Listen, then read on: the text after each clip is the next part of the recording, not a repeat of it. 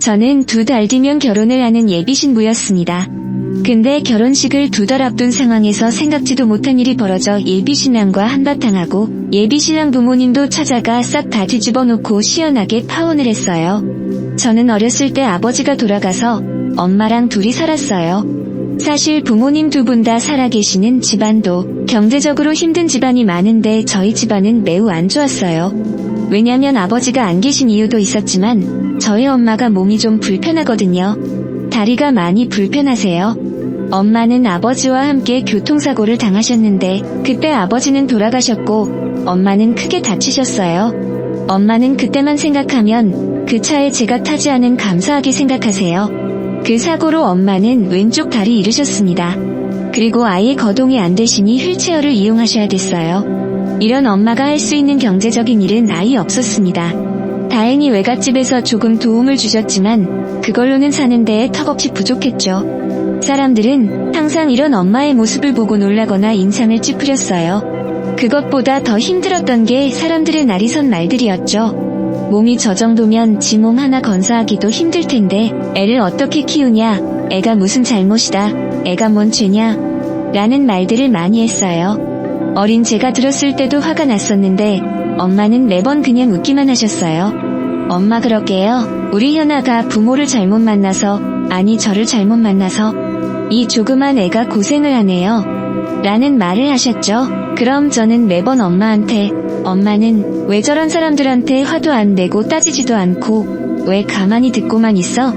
엄마가 그런 식으로 듣고만 있고 그런 식으로 말을 하면 엄마가 진짜 그런 사람이 되는 것 같잖아. 엄마는 그런 사람 아니잖아. 이 세상에서 나한텐 제일 훌륭한 사람이잖아. 근데 왜 그걸 부정해? 했죠. 그럴 때마다 엄마는 제 머리를 쓰다듬어주며 엄마가 훌륭한 게 우리 딸만 알면 돼. 이 세상 사람들 다 몰라도 내 딸만 알면 돼.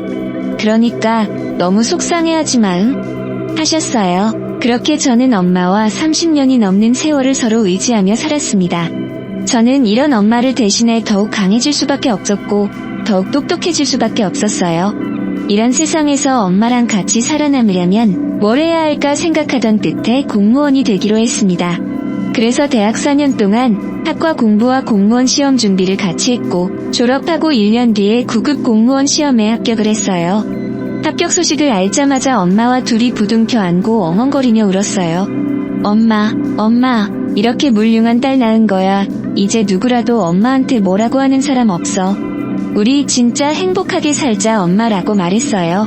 제가 9급 합격하면 이 말을 엄마한테 제일 먼저 해드리고 싶었거든요. 그리고 25살부터 30살 때까지 6년 동안 연애도 한 번 제대로 안 해보고 돈을 벌었어요. 사실 9급 공무원 월급이 결코 많진 않기에 결혼을 하더라도 돈을 모아놓고 결혼을 해야겠다고 생각을 했죠. 근데 이런 제 생각이 아주 잘못된 생각이었나봐요. 아무것도 모르는 연애 쑥 맥인 제가 연애를 하려고 하니 예비신랑의 겉모습만 보고 속은 볼 줄 몰랐던 겁니다. 예비신랑은 소개를 받아 알게 되었어요. 저보다는 2살이 많았고 직업은 유명한 가구 회사 대리였습니다. 첫인상도 괜찮았고 성격도 좋았어요. 사실 둘 다 나이가 30이 넘었기에 결혼 생각을 아예 배제하진 않았어요. 근데 만나다 보니 서로 결혼에 대한 가치관도 비슷했고 마음도 잘 맞았어요. 그리고 저는 일부러 사귄 지 얼마 안 돼 저희 가정사 얘기를 전부 다 했어요. 나중에 좋은 관계로 발전했을 때 얘기하는 것보다 미리 얘기를 하는 게 나을 것 같았죠. 매도 먼저 맞는 게 낫다고 이런 엄마를 둔 게 매 맞을 일은 아니지만 사회는 그렇지 않잖아요. 현우씨, 나 현우한테 미리 말해주고 싶은 게 있어요. 사실 전 아버지가 일찍 돌아가셨고 엄마도 몸이 많이 불편하세요. 가정 형편이 그렇게 좋은 형편은 아니에요. 그래도 제가 괜찮으세요? 라고 얘기를 하니 예비신랑이 그때는 남자친구죠? 아무튼 저한테 정색을 하며 그게 무슨 말이에요. 가정 형편이 안 좋은 거랑 현아랑 그게 무슨 상관이에요? 제가 현아를 만나는 거지 가정 형편 보고 만나는 건 아니잖아요? 그런 건 전혀 문제되지 않으니까 신경 쓰지 않으셔도 돼요 하며 절 안심시켜주더라고요. 이런 말을 해주는 남자면 충분히 괜찮은 사람이겠다 생각을 했죠. 그리고 이 사람과 사계절을 함께 보낸 결과 남자친구는 저의 예비신랑이 되었습니다. 예비신랑과 사귀면서 서로 부모님의 얼굴은 뵌 적이 없었기에 처음으로 예비신랑이 저희 엄마를 보러 가게 되었어요. 엄마도 그 전날부터 긴장을 많이 하시더라고요. 엄마는 계속 저한테 딸, 엄마가 이런 모습인 거 네 남자친구도 아는 거지? 행여나 엄마 때문에 우리 딸이 또 상처받을까봐. 엄마는 그게 제일 무섭네. 처음으로 우리 딸 남자친구 얼굴을 보는 건데 이런 모습이라 하며 걱정을 하는데, 엄마, 내 남자친구 절대 그런 사람 아니야. 우리 집 가정 형편도 다 알고 내가 어떻게 살았는지도 다 알아. 그런데도 내가 좋다고 하면서 나를 많이 아껴준 사람이야. 그니까 엄마가 하는 걱정 그거 안 해도 돼 하며 엄마를 안정시켜드렸죠. 그리고 예비신랑이 인사를 왔어요. 제가 예비신랑과 같이 집에 들어갔는데 엄마는 그 불편한 몸으로 무슨 음식 준비를 이렇게나 많이 했는지 얼굴에 땀이 송글송글 맺혀 있었고 손에는 반창고까지 붙여져 있었어요. 저는 그게 제일 먼저 눈에 들어왔고 엄마에게 엄마, 손 왜 이래? 다친 거야? 음식하다 다쳤어? 하니 엄마 아이고 아니야 어서 들어와요. 집이 좀 누추하지만 이쪽으로 앉으세요. 하며 예비신랑을 맞아주셨어요. 예비신랑도 웃으며 엄마에게 인사를 드렸고 엄마의 모습에 흠칫 놀래하는 것 같았지만 놀라지 않은 척을 하는 모습도 고마웠죠. 그리고 엄마가 해주신 음식까지 전부 다 남기지 않고 먹는데 엄마도 이런 예비신랑의 모습을 보고는 한결 마음을 놓으시는 것 같았어요. 그리고 저도 예비신랑 부모님을 뵈러 갔죠. 근데 예비신랑 부모님은 제가 생각했던 것보다 더 간과하셨어요. 왜냐면 두 분 다 초등학교 교사로 교감까지 하고 정년퇴직을 하셨대요. 그리고 예비신랑 남동생도 임용고시 준비를 하고 있다고 했어요. 그 중에서도 특히 예비시모가 까칠하셨어요. 교사를 오랫동안 하셔서 그런지 말투 자체가 어린 아이들에게 말하듯 명령조 비슷했죠. 그리고 예비신랑 집에 가니 집부터 저희 집과는 다른 분위기였어요. 저희 집은 다 쓰러져가는 3층짜리 빌라였는데 예비신랑의 집은 번듯한 34평대 아파트였거든요. 거기서부터 약간 기가 죽었어요. 그렇게 예비시 부모님을 만났는데 예비모는 절 만나자마자 호구 조사부터 하셨죠. 시모가 먼저 우리 현우한테 얘기 많이 들었어요. 그렇게 어려운 환경에서 어떻게 공무원까지 됐어요? 이래서 어쩔 때 보면 가정 환경이 어려운 게 사람을 더 강하게 만든다니까. 공무역 된 지는 한 5년 됐다고 들었는데 지금은 진급해서 8급 공무이겠네요. 내가 교직에 있어봐서 그런요 더 잘 알아요. 우리 이도 파라군 초등학교 교감까지 해서 웬만한 한 자리씩 하는 사람들하고 친분도 있고 그래요. 라고 하는데 초반부터 엄청나게 본인 자랑을 하셨어요. 첫 대화 치고는 기분이 썩 좋지 않는 대화를 이어나갔죠. 그러더니 뒤이어 시모가 계속 그건 그렇고 부모님은 뭐 하시는 분이세요? 라고 하는 겁니다. 아니 누구 놀리는 것도 아니고 분명히 본인 아들한테 제 얘기 많이 들었다고 했으면서 알면서도 물어보는 것 같았죠. 그래서 저도 나 어머니께서 현우 씨한테 제 얘기 많이 들으셨다고 하지 않으셨어요? 저 아버지는 안 계시고 어머니는 몸이 좀 불편하세요. 그래서 그동안 직업은 없으셨어요. 라고 하니 예비신랑이 본인 엄마에게 엄마, 저번에 제가 다 말씀드렸잖아요. 시모가 뭐 그랬었나? 내가 관심이 없다 보니 잊어버렸나 보다. 내 성격이 워낙 거짓없고 아주 청렴한 성격이라 솔직하게 얘기할게요. 아들 가진 부모 마음은 그래요. 아무리 며느리가 직업이 잘났다고 해도 처갓집이 어려우면 우리 아들이 장가가서 고생하고 욕 볼 텐데 그걸 어느 부모가 좋아라 하겠어요? 사실 처음엔 반대했는데 아니 이 녀석이 현아 아니면 안 된다고 하는데 자식 이기는 부모가 있겠나요? 그래서 허락한 거예요. 이런 비하인드 스토리가 있다는 현아도 알고 있어야 될 것 같아요. 우리 집안이 이런 집안이에요 라는데 제가 표정이 안 좋으니 예비신랑이 본인 엄마한테 무슨 그런 말까지 하나며 저한테 신경 쓰지 말라고 하더라고요. 전 예비신랑 집에서 나와 진지하게 결혼은 아닌 것 같다고 했습니다. 내가 무슨 결혼이냐며? 첫 관부터 힘든 싸움을 하는 것 같다고 했죠. 그러니 예비신랑은 그런 절대 안 된다며 엄마 성격이 있네 저러시다고 본인이 잘 얘기할 테니 제발 그런 말은 하지 말라고 울먹이며 말을 하는데 이 사람 정말 진실이구나 싶은 마음이 들었습니다. 그리고 그 다음날 예비시모에게 사과 전화가 왔어요. 의외로 미안하다는 말을 쿨하게 하셨고 결혼 준비 거의 다 되면 그때 상견례하자는 말씀까지 하였어요.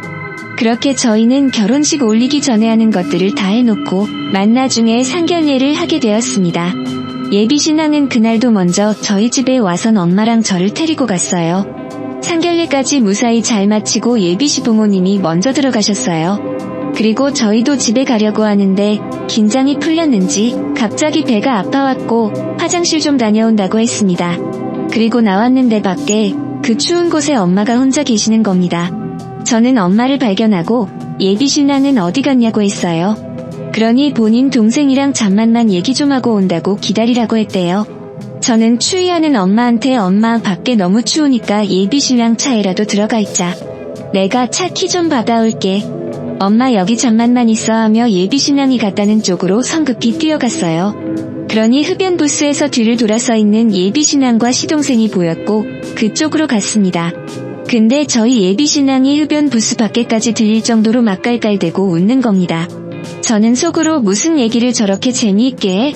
싶었고 예비신랑을 부르려고 하는 그 순간에 야, 네가 반도 진짜 형이 대단하지 않냐? 저런 엄마를 둔 여자랑 어느 누가 결혼을 하겠냐? 아 그렇고 요새 자주 보니까 더 밥맛이 떨어지는 것 같아. 시동생이 아 형 이 결혼해도 되는 결혼이야? 나도 아까 잠깐 봤는데도 구역질 나던데? 아 형은 뭔 비위가 그렇게 좋아? 이 자식아 나도 구역이나. 그리고 내가 비위가 좋은 게 아니라 내 마누라가 철밥통 공무원이지 않냐? 공무원이 좋은 게 뭐냐? 안 잘리지, 연금 나오지, 완전 게이잖아. 나는 내 마누라가 공무원인가 하나 보고 결혼한 거야. 왜냐? 난 결혼하자마자 회사 그만두고 마누라 등쳐먹으면서 살 거거든. 그리고 그 외 국가에서 장모한테 주는 돈이 좀 있거든. 그 돈 그거 우리가 좀 쓴다고 하면 그 장모 크크 바로 줄걸? 이 형이 다 계획이 있어서 결혼하는 거야. 감수하고 하는데 제가 알고 있던 예비신랑의 모습이 아니었습니다. 그동안 단 한 번도 듣지 못했던 예비신랑의 말투와 언행에 순간 예비신랑이 아니 사람인 것 같았어요. 그리고 그 뒤에 또 이어지는 충격적인 대화가 있었습니다. 아, 그리고 현아한테 우리 부모님 교사 출신이라고 뻥친 거. 그것도 잘한 것 같아. 그래야 걔가 지 급을 알고 알아서 기지. 만약에 우리 부모님이 안 것도 없어봐라 개성격에 우량 지네가 동급인 줄 알걸? 임마 너도 나중에 만나는 여자 생기면 이렇게 확 기를 죽여놓으니까 깨갱하잖아. 동생은 암튼 우리 형 머리 하나는 잘 돌아다니까? 그건 그렇고 저번에 엄마가 교사인 척 연기하는 거 보고 웃겨 죽는지 알았다. 하며 깔깔거리고 웃는데 이 모든 사실이 다 거짓이었다는 걸 알고는 충격도 충격인데 가만히 두지 않을 거란 생각이 들었어요. 제가 거기 서 있던 걸 예비신랑 동생이 먼저 발견을 했고 제 형을 툭툭 치면서 형수님 오셨어요? 라고 하는 겁니다. 그러니 예비신랑도 당황하며 떠들던 입을 다물더라고요. 저는 그런 예비신랑에게 다가가 떠들던 거 계속 떠들어봐. 왜 내가 오니까 입을 다물어? 우리 엄마 보면 구역질 난다는 말 계속 해보라고. 내가 널 보니까 구역질이 난다. 너 원래 이런 쓰레기였니? 하며 소리를 지르니 예비신랑은 매우 당황한 표정으로 억울하다는 표정까지 지으며 현아야, 그게 무슨 소리야? 너 왜 그래? 하는 겁니다. 지금 니네 둘이 하는 얘기 전부 다 들었으니까 발뺌할 생각하지 마. 니네 부모님 교사라는 것도 거짓말이라며? 내가 당장 니네 집 가서 니 부모님한테 사실 확인할 거야. 해서 거짓말이면 사기로 고소할 줄 알아. 하며 막 내려왔어요. 그러니 절 따라왔고 저희 엄마가 있는 데까지 와서 예비신랑이 야, 솔직히 니네 집이 볼 게 뭐가 있냐? 니 직업 하나 밖에 더 있어? 그것도 대단한 직업도 아니고 홀랑 공무원 8급 주제에 게다가 평생을 저려고 산 니네 엄마가 너한테 도움이나 줬냐? 최소한 우리 부모님은 저려진 않잖아. 그럼 고맙다는 말은 못할 망정 뭐? 사기로 고소를 해. 야, 고소해. 나도 가만히 안 있을 테니까. 라고 하는데 그 말을 엄마도 듣게 되었습니다. 저는 일단 택시를 불러 엄마를 태워주되 먼저 보냈고 택시기사한테도 죄송하지만 휠체어만 좀 내주고 실어주시면 감사하겠다는 말까지 하고 보냈어요. 그리고 당장 예비신랑 집으로 예비시 부모를 찾아갔죠. 그러니 벌써 예비시 부모는 이 사실을 본인 아들한테 들었는지 제가 집에 가자마자 시모가 네 엄마가 그따위 그 모양이니까 네가 이렇게 싹수가 노란 거다. 여기가 어디라고 지금 파지려 왔어? 네가 그럴수록 니 애미 욕먹이는 거 모르니? 창피한 줄 알아라. 나는 아줌마, 창피할 줄 알라고요? 그러는 아줌마야말로 창피한 줄 아세요. 아줌마도 별거 없으니까 거짓말한 거 아니에요? 왜 그러고 살아요? 그렇게 무식한 머리에서 나오는 생각이 이 정도뿐인가 보죠? 저희 엄마는요, 친소한 그만 치사한 거짓말은 안 해요. 부끄러운 줄 알라고요? 아줌마, 무식하면 용감하다고 그것도 정도껏 하세요. 하며 한바탕 난리를 쳤어요. 그러니 예비신랑 놈은 저를 잡아 끌며 나가라고, 너 진짜 가만히 안 둔다고 하는 게 저는 그 길로 당장 변호사 사무실 찾아가 변호사를 알아봤고 파혼의 원인을 제공한 예비신랑에게 충분한 이유가 있어서 손해배상 청구 소송이 가능하다고 했어요. 그리고 소장도 보냈죠. 그러니 며칠 뒤 예비신랑이 연락이 왔어요. 당연히 본인이 잘못한 걸 아니니까 깨갱하며 예식장이고 신혼여행이고 본인이 다 위약금 불 테니 고소 취하해달라고 하더라고요. 저는 그런 예비신랑한테 우리 엄마 앞에 와서 제대로 무릎 꿇고 사과하라고 했어요. 그래야지 취하한다고 했죠. 그리고 저희 집에 와서 엄마 앞에 무릎을 꿇고 죄송합니다. 딱 한마디 하고 일어나서 가더라고요.